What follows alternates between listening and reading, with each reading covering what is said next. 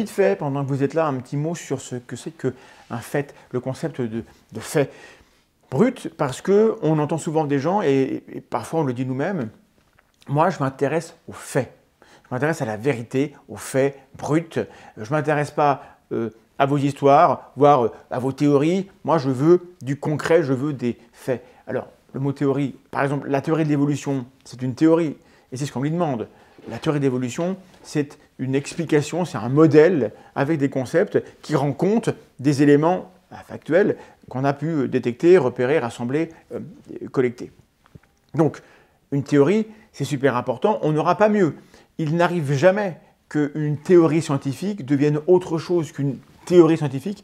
Elle ne peut pas devenir un fait. Parce qu'une théorie, ça sert à expliquer des faits. Des faits sans théorie, on ne les comprend pas. Et une théorie sans fait, c'est un scénario. Donc, il y a des écueils des deux côtés. Mais moi, je voulais vous parler du mot fait et du sentiment que j'éprouve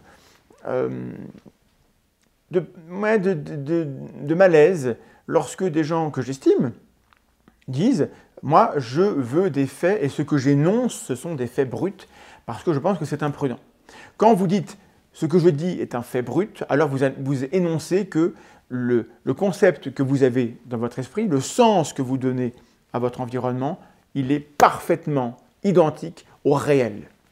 Vous avez une ligne directe avec le réel, alors qu'en fait, et certainement qu'une part de vous le sait très bien, il y a un petit espace qui est lié au fait que comment vous avez eu accès à ce fait.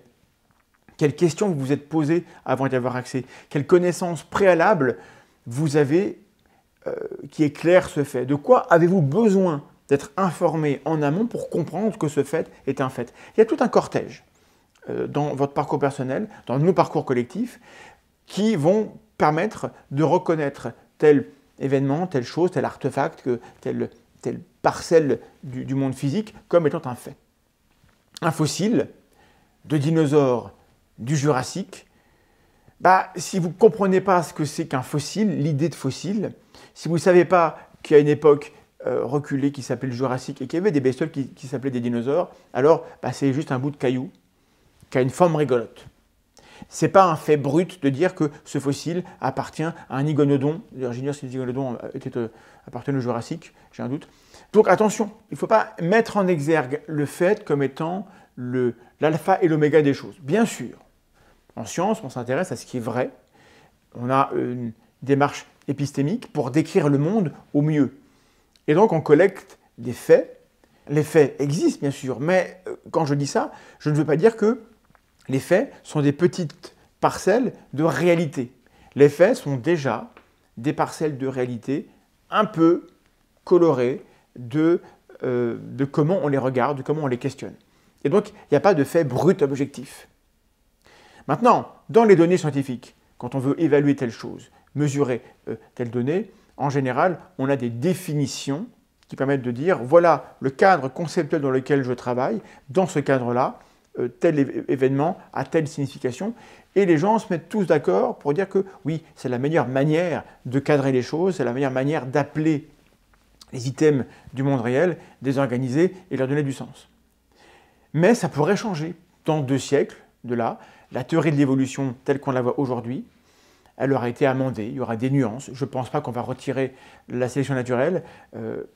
L'essentiel va certainement rester, mais il y aura certainement beaucoup de nuances qu'on ignore, qu'on ne connaît pas, parce qu'il y a des échelles du vivant, que ce soit au niveau moléculaire, au niveau d'organisation sociale, voire culturelle, qu'on n'a pas encore décrit, qui ont peut-être des lois qu'on n'a pas encore soupçonnées, et donc ça va évoluer. Donc, mon message ici, en tant que sceptique, c'est en tant que sceptique que je vous parle, évidemment, je crois à la réalité du monde. Mais je crois aussi qu'il est plus prudent de ne pas vouloir croire que les faits qui nous apparaissent comme étant parfaitement bruts, juste extraits du monde, soient vraiment des parcelles du monde. Tous les faits que nous utilisons sont en réalité des concepts dans notre esprit. Vous ne manipulez pas un fossile dans votre tête. Dans votre tête, il y a l'image, l'idée d'un fossile avec laquelle vous allez pouvoir travailler pour élaborer des modèles complexes, riches sur qu'est-ce que ce fossile était avant d'être un fossile? Et vous aurez des réponses qui seront sans doute justes, avec une marge d'erreur, avec des incertitudes.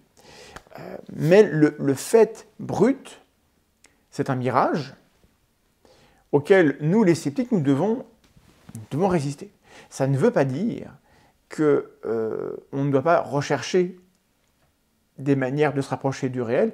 Évidemment, il y a des énoncés qui sont plus vrais que d'autres, parce qu'ils reposent sur des données factuelles, disons, qui sont plus valides, plus solides, mieux mises à l'épreuve. Et ça, on les appelle des faits.